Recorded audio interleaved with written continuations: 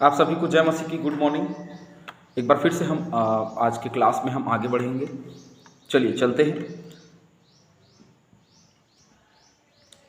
उत्पत्ति 8वां अध्याय उसका पहला पद से आगे हम लोग जहाँ तक पहुँच सकते हैं जाएंगे। चलिए चलते हैं।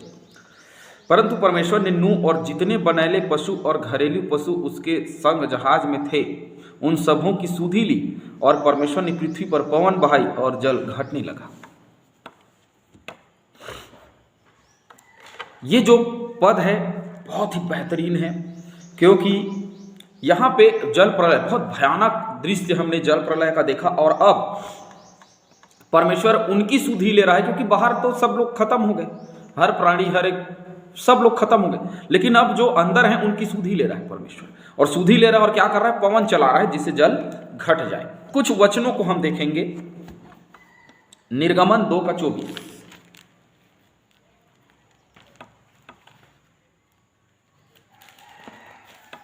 परमेश्वर ने उनका कराहना सुनकर अपनी वाचा को जो उसने अब्राहम, इसहाक और याकूब के साथ बांधी थी स्मरण किया। उनके कराहने को सुन करके, है ना, क्योंकि ये जल के ऊपर में है और सब तरफ जल ही जल है, और उनकी सुधि ली परमेश्वर ने और वो कराहना उसने सुना। गिनती 10 का गिनती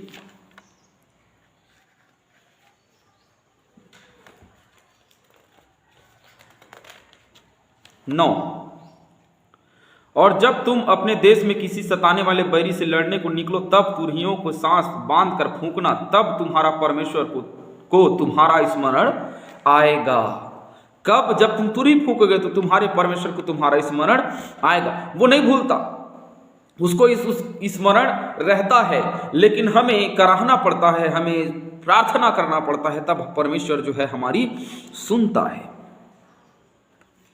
पहला शामिल देखेंगे।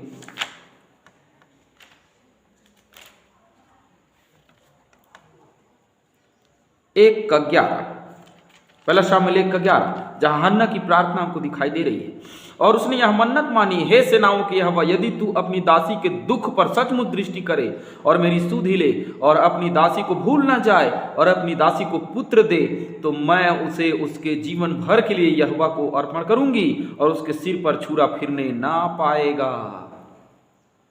तू दुख में सचमुच दृष्टि करे तो मैं ऐसा करूंगा। और आगे हम देखते हैं कि हन्ना का पुत्र हुआ जिसका नाम शामिल रखा गया, उसने उसकी सुधि ली। और 19 पद भी देखेंगे। वे सवेरे उठकर यहोवा को दंडवत करके रामा में अपने घर लौट गए, और एलकाना अपनी स्त्री हन्ना के पास गया और यहोवा ने उसकी सुधि ली। मैंने कहा ना, यहोवा ने उसकी सुधि ली और शामिल हो गया।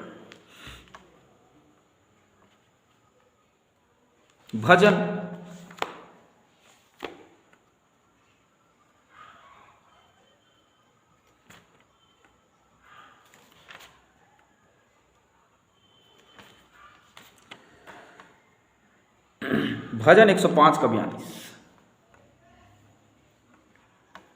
क्योंकि उसने अपने पवित्र वचन और अपने दास अब्राहम को स्मरण किया।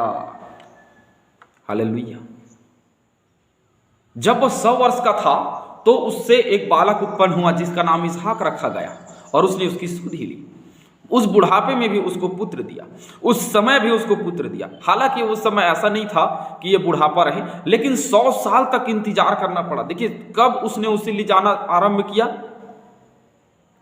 कब उससे वाचा बांधी गई, कब वो उसको लेकर के गया कि मैं तुझे वह देश दूंगा, है ना। जब वो 36-37 साल का रहा, तब जब वो युवा था तब वो उसे लेकर के गया, और 70 साल के लगभग 70 साल के उम्र में उससे वाचा बांधी गई, और 30 साल उस वाचा को पूरी होने में लग गई, लेकिन फिर भी उसने सुधि ली। यहां 150 दिन तक लगातार जल जो है वो पृथ्वी पर रहा। 150 दिन के बाद में हर एक प्राणियों की और जो नूह का परिवार था उसकी परमेश्वर ने क्या ली, सुधि ली, और उसने पवन चलाई और जल अपने आप घटने लगा।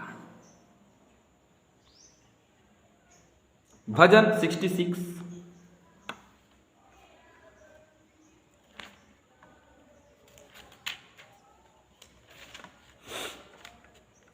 उसका 6। उसने समुद्र को सूखी भूमि कर डाला, वे महानंद में से पांव पांव पार उतरे, वहां हम उसके कारण आनंदित हुए।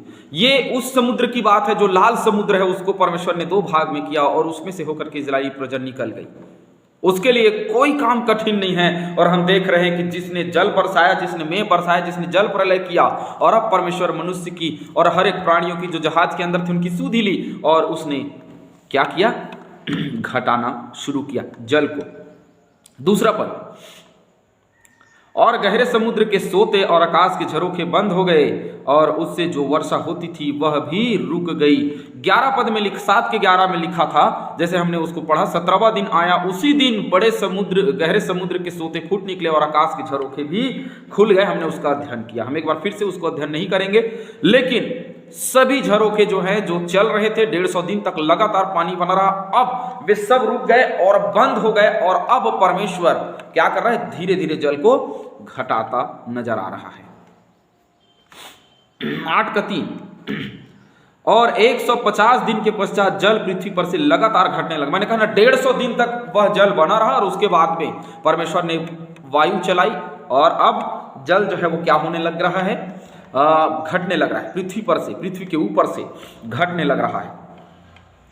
7वें महीने के 17वें दिन जो जहाज, 7वां महीना है ना, 150 दिन हो गया, उसके बाद 7वां महीना और उसका 17वां दिन। अब 30 के हिसाब से सोचेंगे तो 3 6 के 18 और हो गया 180, और 17वां दिन 197 दिनों के बाद अरारात पहाड़ पर जाकर के वो टिक गया। 197 डेज के बाद, लगभग 197 डेज के बाद वो क्या हो गया? अरारात पर्वत पर जाकर टिक गया। चलिए,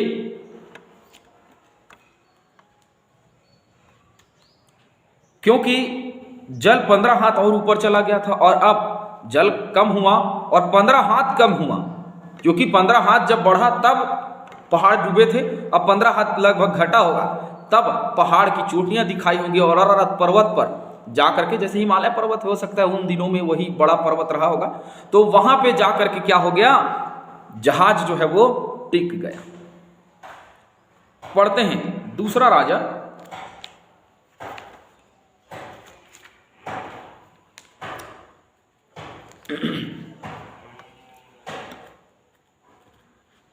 दूसरा राजा 19 का 37, 19 का 37। वहां वह अपने देवता निस्रो के मंदिर में दंडवत कर रहा था कि अदीमेलेक और सरेसेर ने उसको तलवार से मारा और अरारात देश में भाग गए। देखिए, ये अरारात देश जो है वो बाद में हो सकता है कि बनाया गया हो, और ये अरारात पर्वत है क्योंकि नूह वहां उतरा और हो सकता है कि वो वहीं रहा होगा, और उसके बाद में हम आगे देखेंगे, और उसके बाद में वहां एक गांव बसाया गया होगा। चलिए आगे हम पढ़ते हैं। यिर्मयाह 51:27 और हम स्पष्ट करते हैं। यिर्मयाह 51 का 27।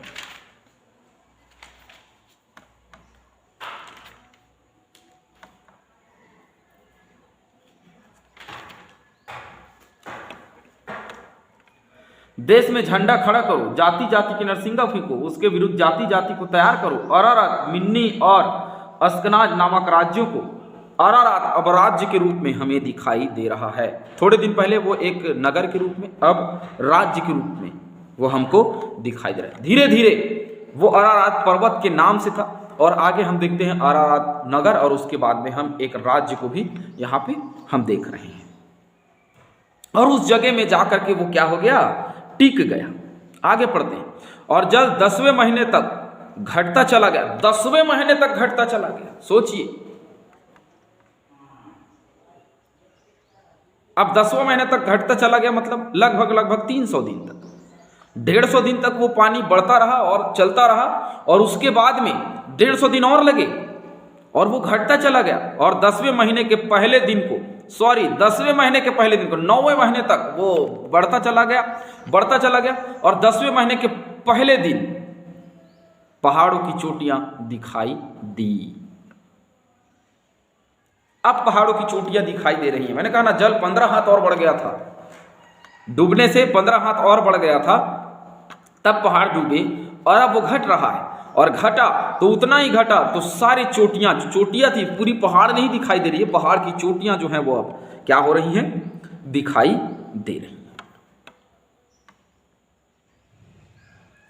आगे छठवां, फिर ऐसा हुआ कि 40 दिन के पश्चात नूह ने अपने बनाए हुए जहाज की खिड़की को खोलकर, अब 10वें महीने के पहला दिन, जो 10वां महीना का पहला दिन था, वहां से अब 40 दिन गिनिए, क्योंकि उस दिन तक देखा कि चोटियां दिखाई दे रही हैं और उसके बाद में धीरे धीरे धीरे धीरे और जल जो है वो घट रहा था।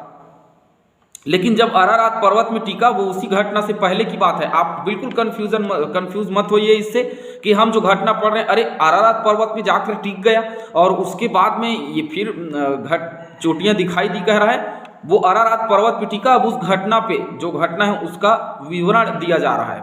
कहानी से पहले विवरण, कहानी का जो शीर्षक है वो बताया जाता है, फिर विवरण। तो शीर्षक बताया गया कि वो अरारात पर्वत पे टिक गया और अब उसकी स्टोरी बताई जा रही है कि कैसे टिका। तो 40 दिन के पश्चात नूह ने अपने बनाए हुए जहाज की खिड़की खोल दी। अब 40 दिन के बाद क्योंकि चोटियां दिखने लगी, तो उसने क्या किया, खिड़की खोल दिया, उसने खिड़की को खोल दिया, ओपन किया। और बाकी की घटना हम आगे क्लास में पढ़ेंगे। लेकिन ये जो घटना है, जो कि परमेश्वर ने उनकी सुधि ली, जल घटाया, सोते जो थे चल रहे थे उसको बंद किया, और हम देख रहे हैं कि 10वें महीने के पहले दिन 7वें महीने के 17वें दिन तक वो ऐसे ही चलता रहा। उसके बाद में हम देखते हैं कि 10वें महीने के पहले दिन को पहाड़ की चोटियां, क्योंकि वो अरारात पर्वत पर जाकर टिकी, उसके बाद में वो घटना का वर्णन हमको देखने को मिल रहा है।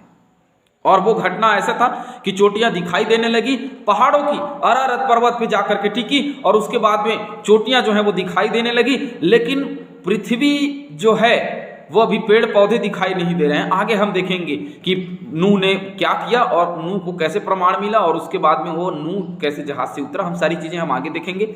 लेकिन आज हम इतना ही देख रहे हैं कि 10वें महीने तक जल घटता चला गया और 10वें महीने के पहले दिन चोटियां भी दिखाई देने लगी, और 40 दिन के पश्चात, अर्थात उसके 40 दिन के पश्चात, और मैं ये कहूंगा कि 1 महीना और 10 दिन, मतलब 10वां महीना और 10 दिन के पश्चात नूह ने खिड़की खोल दी। हालेलुया। आगे हम क्लास में देखेंगे। आज के लिए बस इतना ही, और कल हम फिर से प्रभु की क्लास में आगे बढ़ेंगे, और उसके बाद में हम देखेंगे कि आगे की घटनाएं किस प्रकार से होती हैं। लेकिन जल प्रलय के भयानक रूप के बाद में परमेश्वर ने सुधि ली। वैसे ही मनुष्य के जीवन में भी होता है, और बड़ा भयानक मंजर होता है मनुष्य के जीवन में। कई बार ऐसा होता है कि हम संसारिक मोह माया में होते हैं, और उसके बाद में परमेश्वर हमको छुड़ा करके एक अच्छे जीवन की ओर लेके जाता है, और अंधियारे से उजियाला की ओर हम बढ़ जाते हैं। बहुत अंधकार इजरायलियों के जीवन में, लोगों के जीवन में रहा, लेकिन प्रभु यीशु मसीह को भेज करके उसने बड़ा उजियाला दिया। और कल यह भी कहा गया कि लोगों ने बड़ा उजियाला देखा, और वो प्रभु यीशु मसीह। हालेलुया। इस प्रकार से परमेश्वर का कार्य होता है। पहले वो दंड देता है और उसके बाद में वो अपने लोगों की सुधि लेता है। वो कभी नहीं भूलता, क्योंकि उसने अपने हथेली पे हमारा चेहरा खोद करके बनाया है। प्रभु आप सभी को आशीष दे। ऐसे ही आप निरंतर क्लास में शामिल होते रहिए। चैनल को सब्सक्राइब करें और भी लोगों तक इस चैनल को पहुंचाएं, ताकि बहुत लोग इस क्लास में शामिल होकर के सीख सकें। प्रभु आप सभी को आशीष दे।